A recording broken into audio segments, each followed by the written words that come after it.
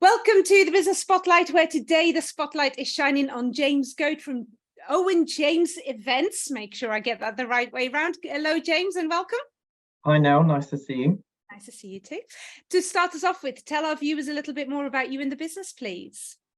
So I set the business up back in 2005 for my sins. So we're focused at the moment purely on financial services, and at the heart, we're an events company. And our objective is to put together wow experiences, but ultimately we provide a platform for the key decision makers across financial services spectrum to come together, strategize about the key challenges they're facing, and then try and find ways in which they can drive change forward within their businesses or across the industry.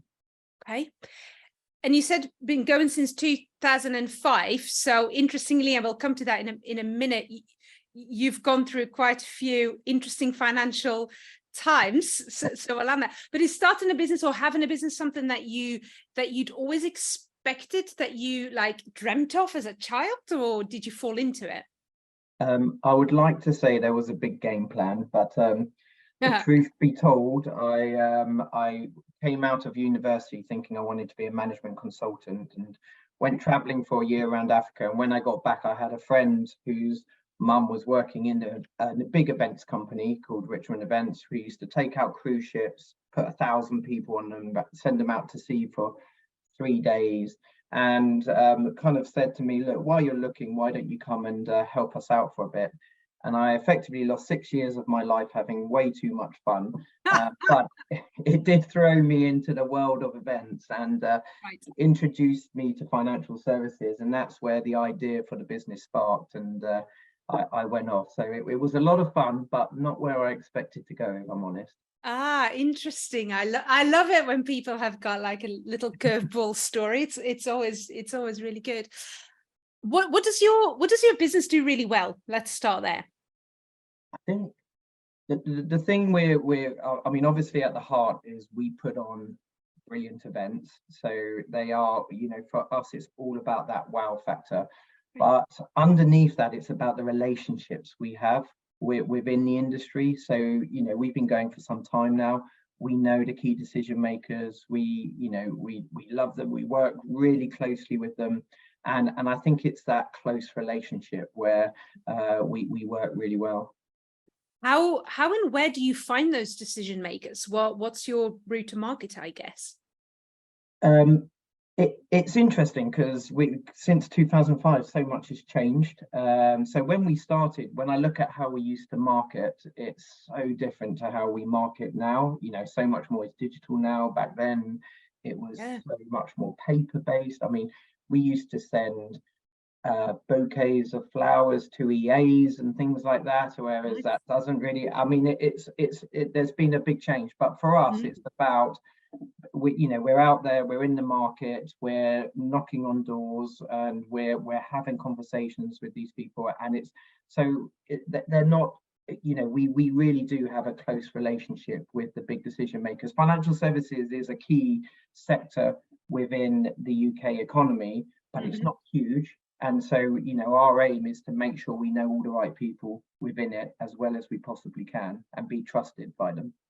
And actually, I'd like to put that in perspective, especially for maybe some of our younger viewers, but 2005, social media didn't exist, or at least definitely not in the way that we have it right now.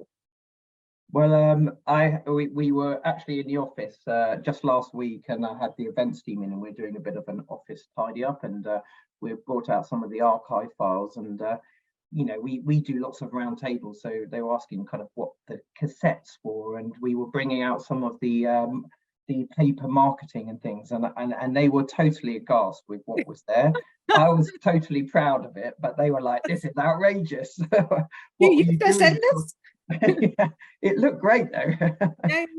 I had a conversation with a client not long ago, and it's the same thing, fairly young, and I started in 2009, and it's the same. I went, oh, social media didn't exist, and you could almost see them going, so what did you do? Exactly. Like letters, and like we did fax campaigns. I mean, a lot of people might not ever use the fax now.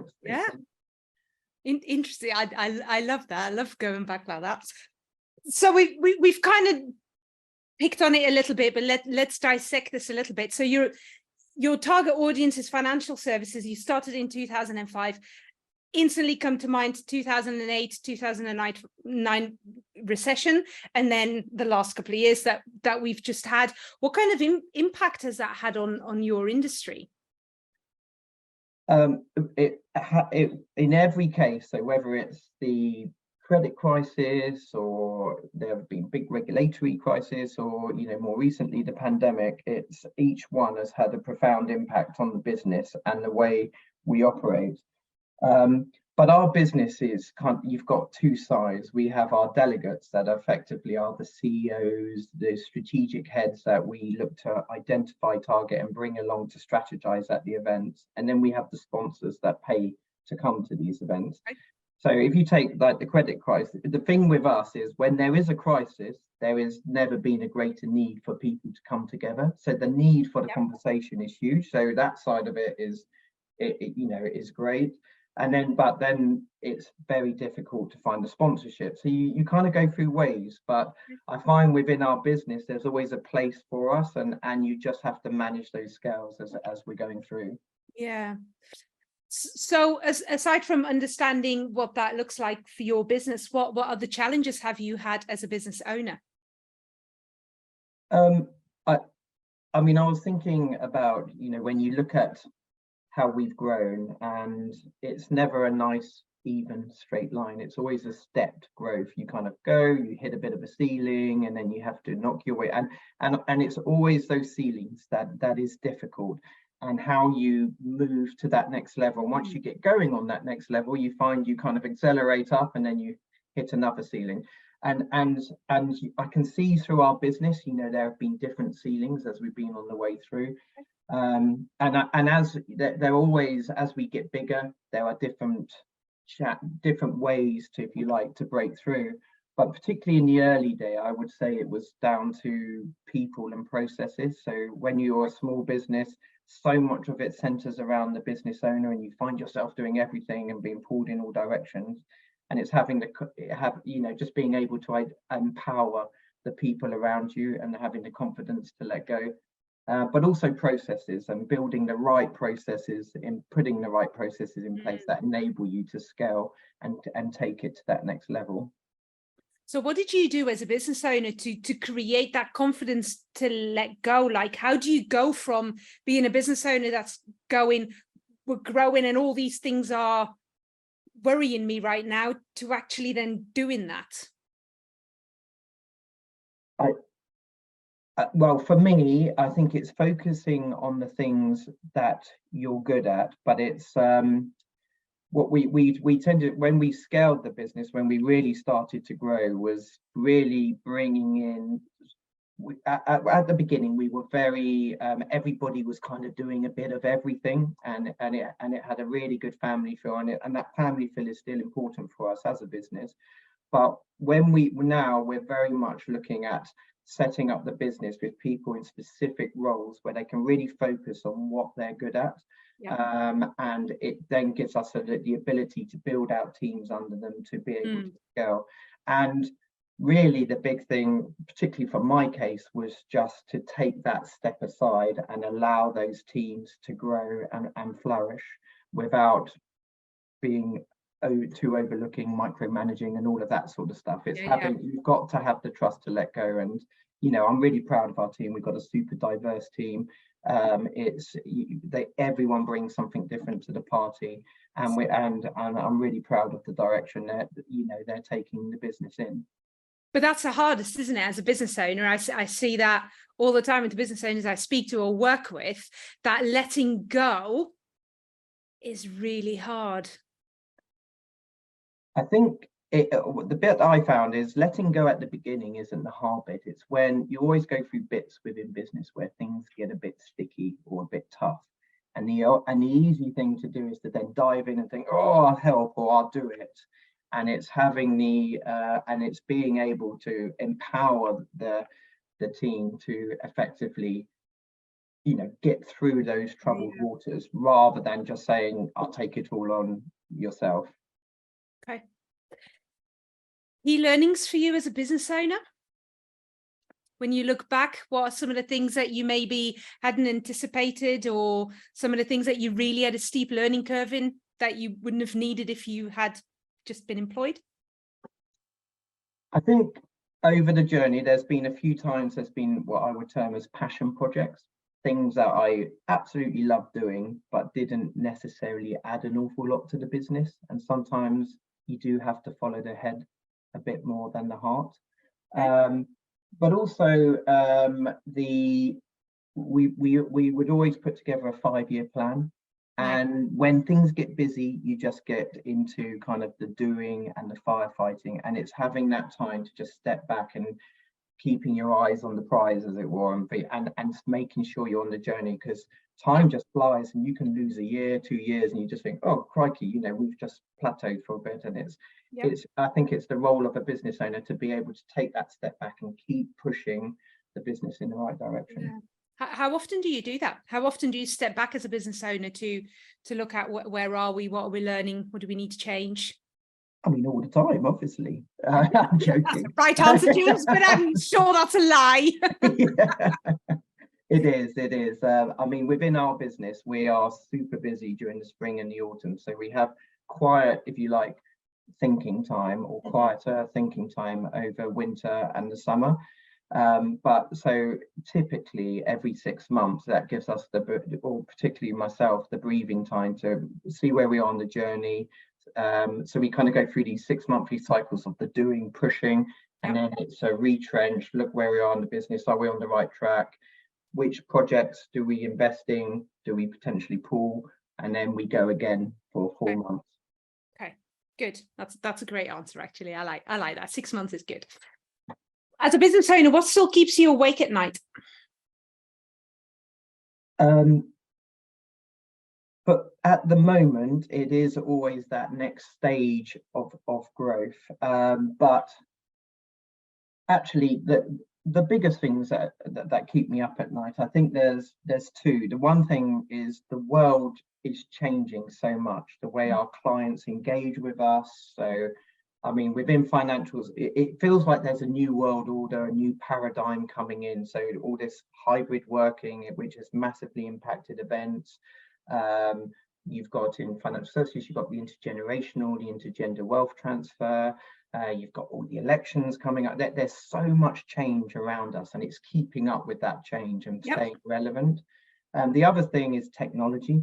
So the hot thing at the moment is AI, obviously, and then it's kind of understanding, well, is it a threat or an enabler? And ultimately, if it isn't potentially an enabler, how do you use it within your business? And sometimes that can seem quite difficult when you're a small to medium-sized business. Yeah. It's a big thing we're looking at, and so obviously we produce a lot of content. So how do we use AI to write up findings, create content, help write conference programs? How's it going to change the roles within the business? And we know that from a human perspective, empathy, relationships is the thing that sets us apart from technology. So how do you really emphasize and exaggerate that, but whilst leveraging the power of the technology? So I think they're the things that keep me up, and just making sure we're rolling with that change. Would you say that the speed of which change is happening right now is different now than it was when you started, or is it just different level? Yes, I would say the speed of change that is happening is definitely happening quicker. However, I think there is still a reassurance at the heart of what we do at the moment is our events, and at the heart of it, people are retrenching to the things they like best. I know we chatted a bit earlier about the fact that when we came out of COVID, everybody was thinking, oh, it's going to be, we're going to be doing more stuff digitally and on a hybrid, and hybrid is just, if you like, shrinking away a lot more, and people are retrenching, saying, actually, we like being together in person. So I think there are certain things that are changing, but people want that reassuringly, that's what we're used to, that's what works, and it's relationships that matter. What's your big goal for the business? So we always, I mean, we have a 5-year goal to grow the business at the moment, and so we've got some clear targets from a profitability and a productivity perspective. So that's the big objective at the moment. We're very UK focused. We did try to grow into Asia about 10 years ago, and it was tough. We learnt a lot of lessons in doing so. But I still have I would love to be able to geoclaim what we do and take what we do overseas. And we're also growing out our proposition. So people very much see us as an event organizer. And we're now delivering more meaningful campaigns, which means we're doing more content creation and all of this sorts of stuff. So it's broadening the proposition and a bit of geocloning. Love that. What are you expecting to happen in your industry in the next 5 years? I think you've touched upon a couple of those expected things that might throw not a spanner in the works, but might create a slightly different energy. But what are you expecting? I suppose there's two answers to that. It's which industry do you mean? Do you mean the financial services industry, or do you mean the event industry? Well, I guess the answer to that is both. Okay. So from a financial services perspective, I mean, I'm really excited about this because we service from anything from the retail banks to the financial advisors, private banks, and so on. We see it is on a pivotal change of massive disruption from a tech, a reg, and all of this sorts of stuff. There's so much consolidation going on at the moment in the market. There is also this changing of the guard in terms of leadership. There's a lot of succession planning that's happening. And that's where I think in terms of financial services, we're super proud with the fact that, we're at the heart of those conversations. We're driving some of that change, helping to drive some of that change forward. Yep. And we're seeing some really interesting new players that weren't traditionally in this space. And that, so the likes of Google, Apple, Facebook, and so on, who are now coming into this world, which they're calling embedded finance. And that's really exciting because the old traditional players are being disrupted by some of these new players coming in, but actually the two need to work together. And I think from an events perspective, things have, when we first started doing events, there were lots of 3-4 day summits where people would go off to Monte Carlo or on cruise ships and things, and people's time has got a lot more precious now. It's a lot harder to get in front of people. So and also the world has got smaller. So I mean, my sense is that we've had to adapt. People just can't afford to be out of the office for 3 days anymore. So you've got to be able to deliver meaningful impact in quite a short amount of time. People are looking for more sustained campaigns, but also from a global perspective, because of the opportunity of hybrid, which no one has quite got right yet, there is the opportunity to plug people in from all around the world. And that's one of my big challenges, is I really want to find a way of making hybrid work and connecting industries around the world. Oh, I love that. So great opportunities for you coming up. Absolutely, I hope so. Hope's not. I know so. Sorry. Correct. Hope's not the strategy, James. What are some of the challenges that you're expecting over the next couple of years, whether as a business or as an industry? Gosh, well, the challenge is, it's interesting. Before, they used to be quite cyclical, sort of every 4 years there was a big challenge. Now it feels like every 6 months there's a new challenge. So the big challenge at the moment is the cost of living crisis. Yep. So which is impacting the economy, which is impacting financial services, which then impacts budgets on where there's also increased competition. We're finding. So I think the cost of living crisis on one is our next big challenge. And for us within the financial services space, is the amount of regulation is increasing, particularly in a post-Brexit world where they're talking about rewriting all the regulations and so on. The thing for us, as I think I mentioned earlier, is challenges are actually a good thing, because it means it gives us something really everyone needs to talk about.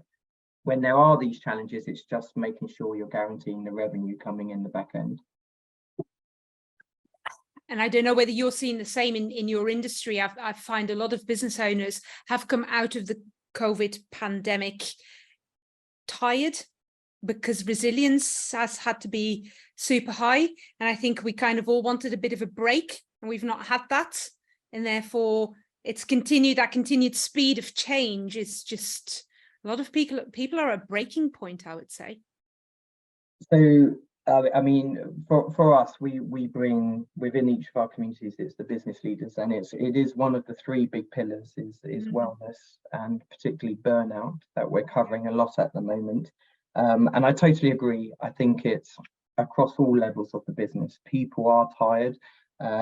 People seem to be, particularly in a virtual world, you can't just turn off anymore.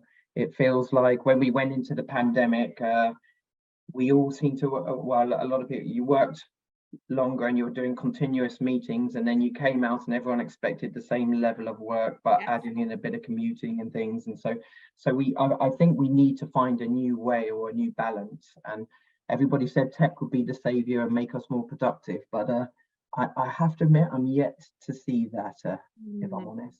Yeah, I think you and I are singing on a similar hymn sheet on that one.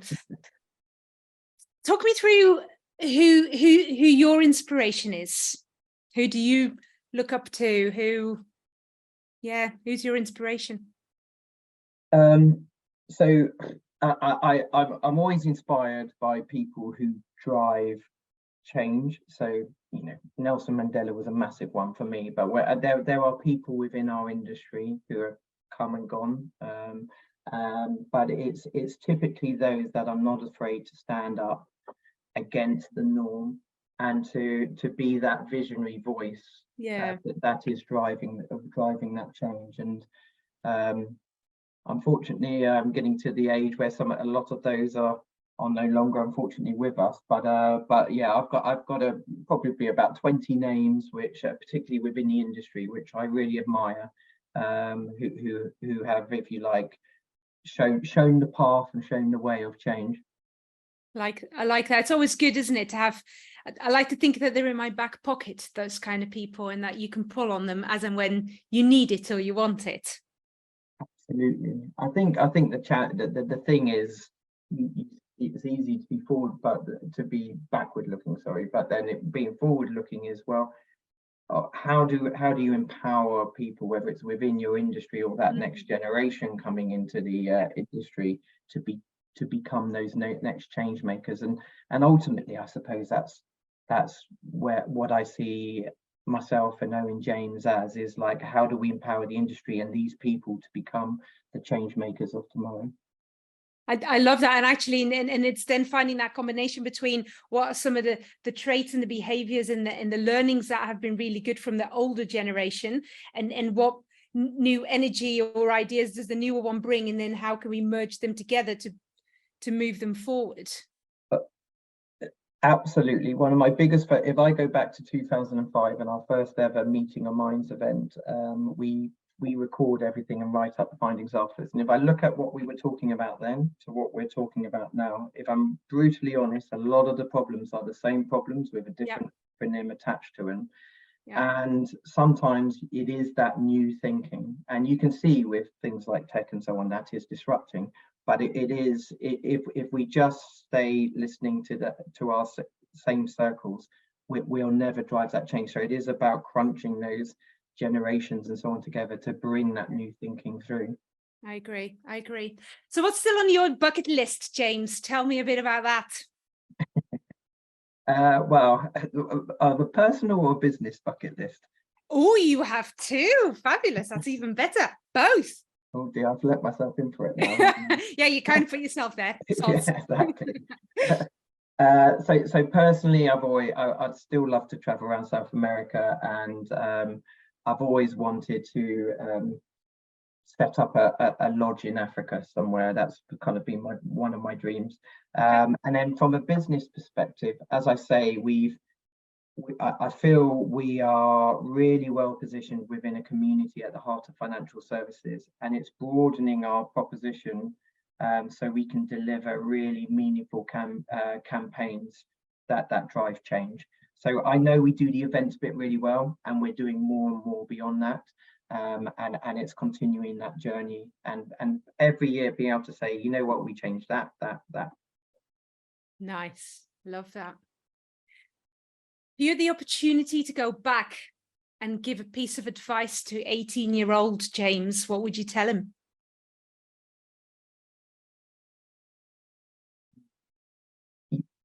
In a weird kind of way, you know, the obvious thing it would have been, stick with the plan, become a management consultant, and life would have been super different.